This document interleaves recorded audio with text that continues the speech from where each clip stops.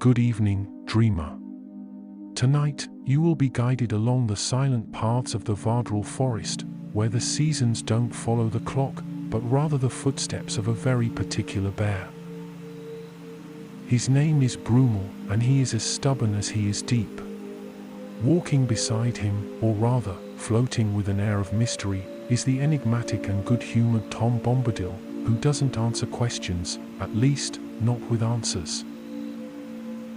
And if you think that's already peculiar, wait until you meet a philosophical rabbit, a hedgehog bard, and a raven who has probably read more poetry than you have. But the most curious part of this journey is not the creatures themselves, but what they are trying, through verses, chords, and teasing, to teach Brumal how to surrender to sleep. Yes, the simple act of sleeping, which here becomes an epic, almost sacred challenge. And as Brumal hesitates between wakefulness and rest, the whole world seems to hold its breath, as if something momentous hinged on the choice of a single bear. This story isn't about just any sleep. It's about the kind of sleep that moves the seasons and cradles time itself. In this poetic and immersive tale, you will find all the things that warm the soul: unexpected friendship, quiet reflections, a subtle dose of humor, and the beauty of hearing the world with your eyes closed. There is magic, yes, but it's a whispered kind of magic, made of roots that sing, leaves that carry secrets, and snow that waits for a sign. And that sign might be your very own sigh. Before we set off into this enchanted forest, allow me one simple request: if this kind of story touches your heart, makes you smile, or helps you relax, please subscribe to the channel, like the video, and consider sharing it with someone who also needs a rest with meaning. Sometimes, all we need is a good tale and a world that allows us to listen to silence. The truth is, many of us know too well the feeling of resisting rest. We stay awake even when our bodies ask for shelter, trying to organize our thoughts like someone trying to tidy up a mess in a wardrobe full of wind. Perhaps, like Brumal, you too have built internal contraptions to keep yourself standing, uncomfortable enough to delay sleep, yet familiar enough to feel safe. But what if, for a moment, you simply allowed yourself to be here? Imagine that the sound of the leaves blends with the gentle rustle of your own thoughts.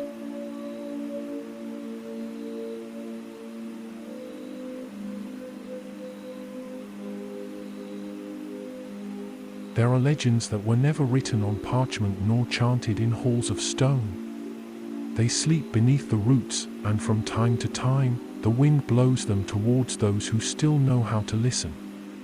This is one of those stories. And if you close your eyes, you may hear it, as one hears an old song hidden in the whisper of the leaves. They say that, when the world was younger and the seasons obeyed the song of the stars, there was a winter that would not begin, because a bear could not sleep. And the name of that bear was Brumal. Brumal was as large as the stones that withstand the tides. His fur, thick as ancient silence. His eyes, restless and watchful. Living on the frozen edges of Vardorel, the forest where the wind learns to sing, he walked alone. The woods slept. The streams had drawn back into the earth, and the willows drooped as if dreaming of melting snow. But Brumal remained awake. And it wasn't the first time. He was the last heir of the lineage of the moon-brown dreamers, those whose hibernation, it was said, aligned time with the music of the world. But he could not sleep. He sniffed frozen flowers, dragged his paws over brittle leaves, rummaged through branches as if searching for a reason. He tried to convince his own body to stay awake. Sleep is a surrender, and I have yet to find where to place my trust, he murmured. Up in the branches, ravens watched with the impatient wisdom of those who've seen the play many times before. There he is, croaked one, tilting its head. Our furry thinker. Does he always resist? Like frost resists the morning sun, out of pride. or out of fear? Brumal ignored the remarks. He was busy trying to build a contraption of sticks and stones to keep himself upright. Something like an uncomfortable chair that would prevent him from settling in too much. Sitting was dangerous. Sitting was the prelude to sleep. The bear adjusted the contraption, tying vines as if that would be enough to hold back the ancestral sleep lingering behind his eyelids. Then, without warning, a voice echoed in verse through the trees. 3 steps to the east and a frozen sunflower. A bear who thinks is not in his bower. The fish is sleeping, the wolf sleeps too. And the wakeful bear asks what is true. Brumal let out a weary sigh. Not again. From behind a tree trunk, or from the wind itself, who could say, appeared Tom Bombadil. His yellow boots made no sound. His blue hat swayed without wind. His flowery waistcoat clashed with the winter like a memory out of place.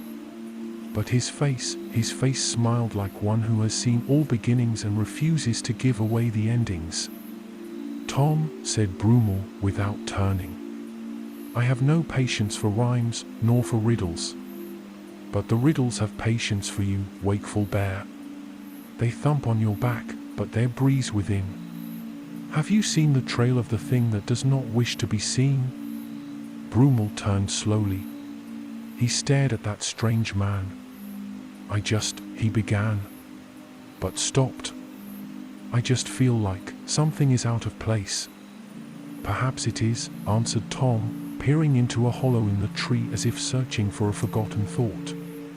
Perhaps winter is an old dog, waiting for your breath to lie down. Brumal furrowed his brow. That makes no sense. Sense is a trail one finds only when lost, replied Tom, smiling. Have you ever dreamed of a hill that purrs? Of a snowflake that sings as it falls? Have you drunk the silence of a root? Brumal sighed. Tom, I just want to understand why everything seems to be hesitating. The lake hasn't fully frozen. The leaves haven't all fallen. It's as if the world is waiting. But for what? Tom spun around once, then stopped, staring at the sky. The hands of time are shy little creatures. They only move when no one's watching. And sometimes, they need a bear's snore to remember the way. Brumal lowered his head. His contraption creaked, protested, and collapsed. Wonderful, he said. I sat down without meaning to. That's risky. Symbolically risky, muttered the eldest raven. Brumal ignored it. I tried chloroot tea. Ended up reciting strange verses to a mole. I tried a river bath, but froze my whiskers. I drummed with my paws, but the badgers said my rhythm was too meditative. Tom laughed, tossing his head back. Oh, Brumal, your efforts are dissonant songs trying to keep the concert in suspense. But even the most stubborn note bends at the end of the melody. Or throws the whole tune off, grumbled the bear. Tom smiled, then stopped abruptly, as if something unseen had tugged at his sleeve. Come, come, creature of fur and pulse. The blue clearing wants to hear your breath. Perhaps there, among willows who know how to sing, your body may find the word that sleep is whispering. Brumal hesitated. But the forest seemed to have fallen silent to hear that suggestion. Have you ever been afraid of sleeping, Tom? Tom didn't answer right away. He looked at a stone, as if considering whether it could answer on his behalf. I once dreamed that I was sleeping. And when I awoke, I found it was still a dream. But it was a dream that tickled the world. They walked. And behind them, the trees swayed their branches as if shaking off the dust of memories. Vardorel sighed. And deep within, among moss and roots, something seemed to stir. As if winter were, in truth, waiting.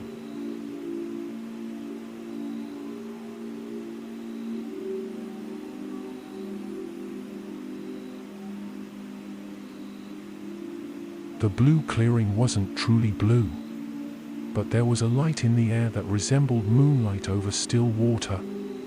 The path wasn't made of trails, it was made of hesitations.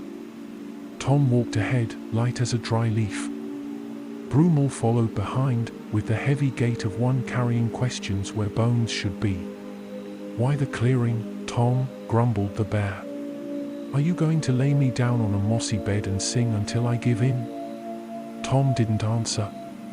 At least, not with what one would consider an answer. Every clearing has eyes. And ancient eyes still see what was forgotten.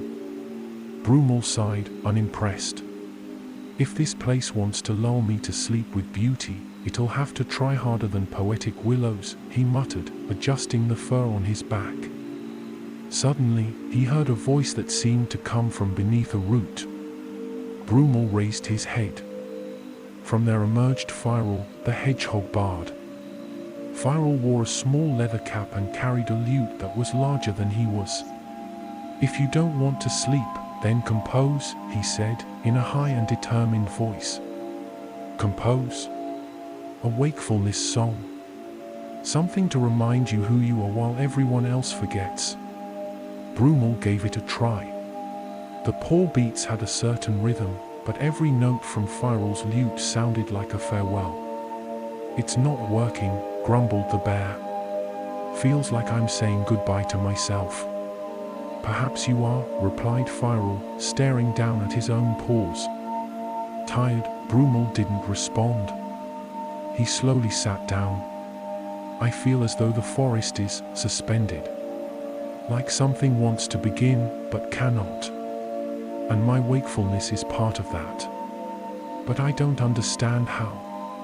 A silence spread through the clearing. Tom Bombadil, lying on a stone, whistled at a star.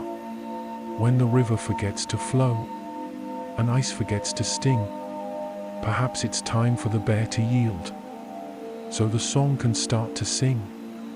Brumal frowned. "Was that about me?" Tom simply closed his eyes and kept whistling. Later, alone again, Brumal looked at the trees. He felt exhausted. But not with sleep, with not knowing. With searching without knowing what for. With fighting an enemy that might be himself. "Maybe I'm wrong," he whispered. The wind gave no reply. It simply passed through the branches and made a single leaf fall, spinning slowly until it landed before him. It was yellowed, yet still fragrant. It smelled of something that came from long before winter. Brumal picked up the leaf. And for a moment, he imagined it was a letter written by a season that had not yet arrived.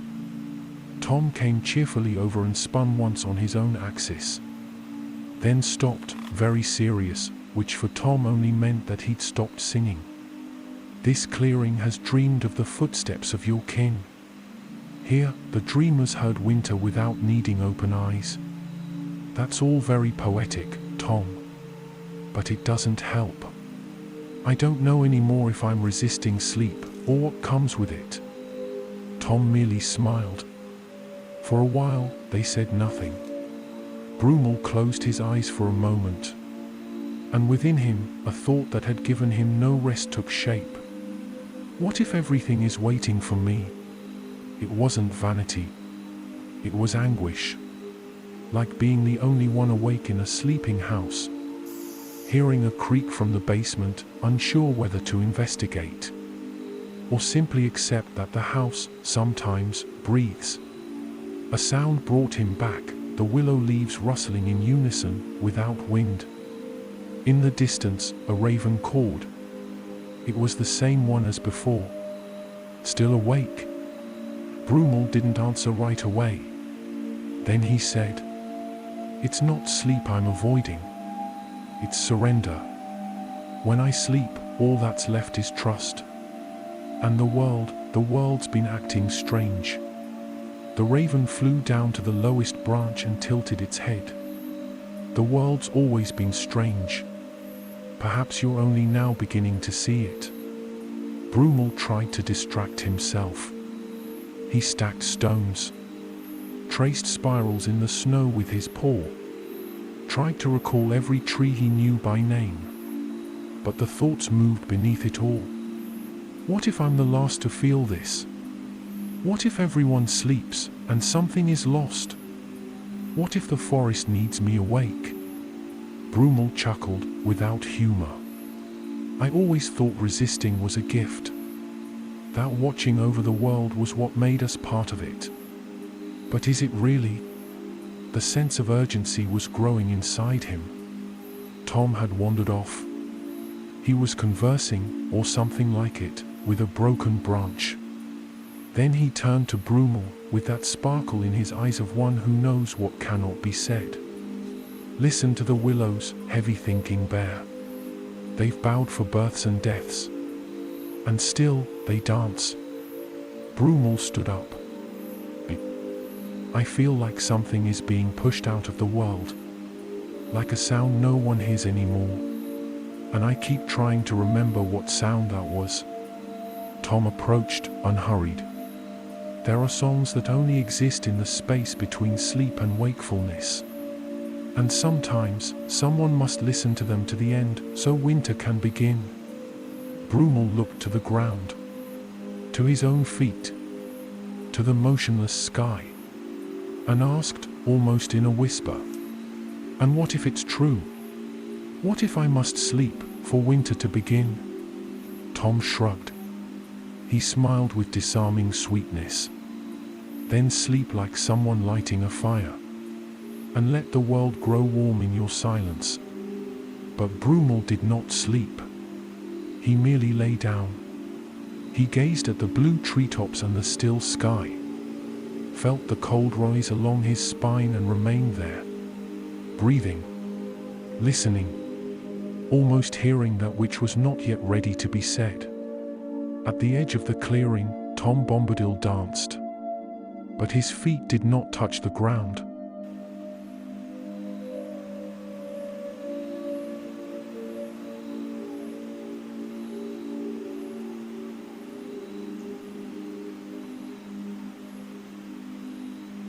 The blue clearing was slowly sinking into a dense silence. It was the kind of silence one doesn't hear, but that fills every space between sounds. Brumal remained lying down, but not defeated.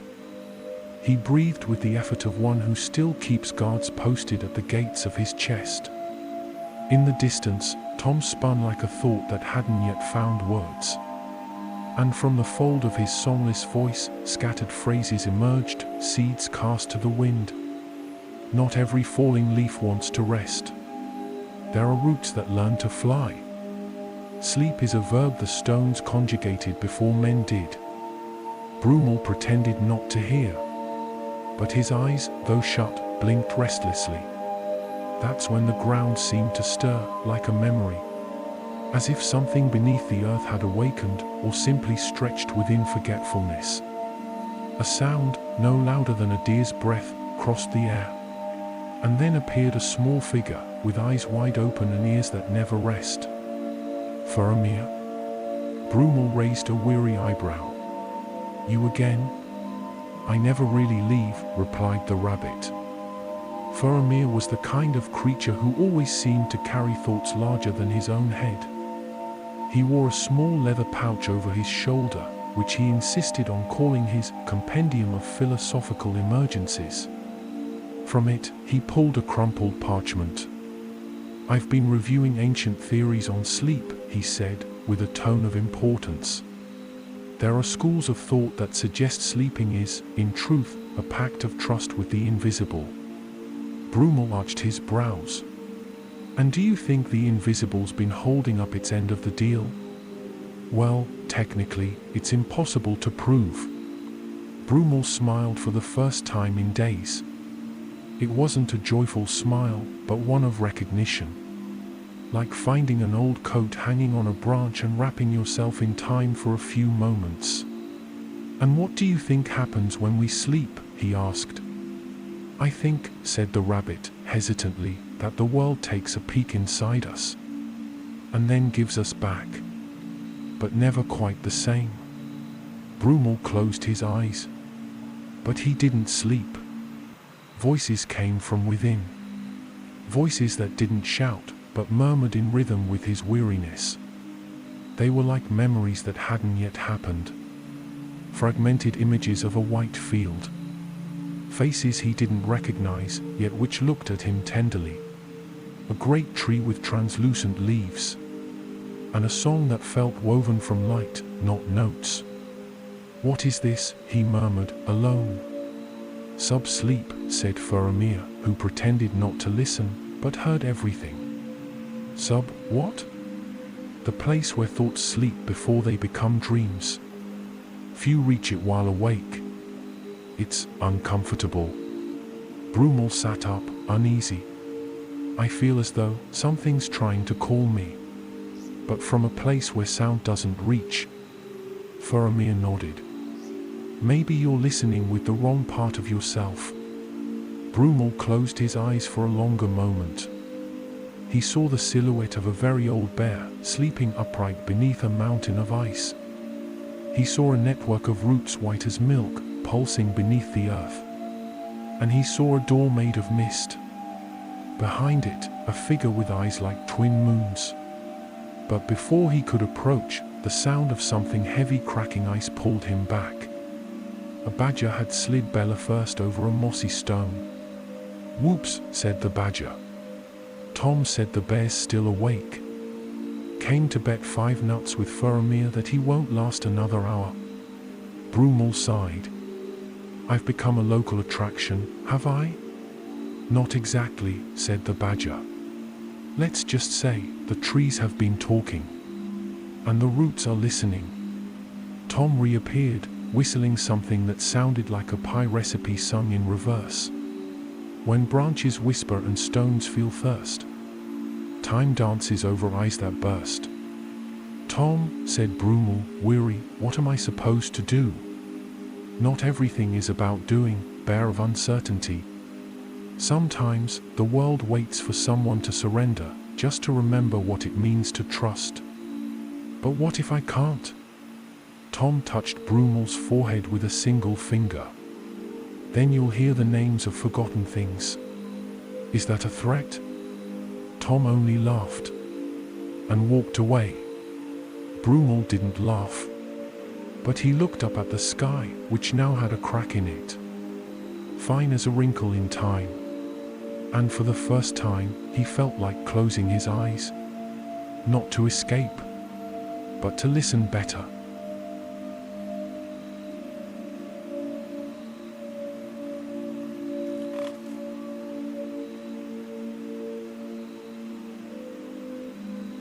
The sky seemed to have forgotten how to move. The stars, motionless, watched with the patience of those who have seen winters arrive far too late. And Brumal remained there, on the edge of sleep, like someone at the banks of an unfamiliar river, torn between crossing or remaining dry, but alone. The blue clearing breathed slowly, as if everything there knew how to wait. The willows, bent like elders whispering secrets, swayed with no apparent wind. And beneath them, the roots. Brumal could feel them. Not with his paws, but with something older, something buried deeper inside him.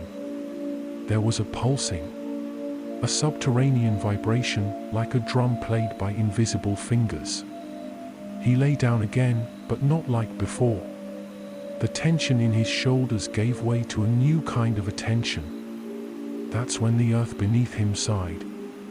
A slow release, like the opening of eyes long sealed. From the ground emerged a sound, deep, dragging, whispering. Brumal kept his eyes half closed. And he saw, through veils of mist, something rising from the edge of the clearing. 3 owls, white as the silence of the world before words. They flew low, without flapping their wings, as though gliding over a thought. The one in the middle landed before Brumal. Its gaze held no judgment. "Awake," murmured the owl, its voice like a twig being bent. Or nearly.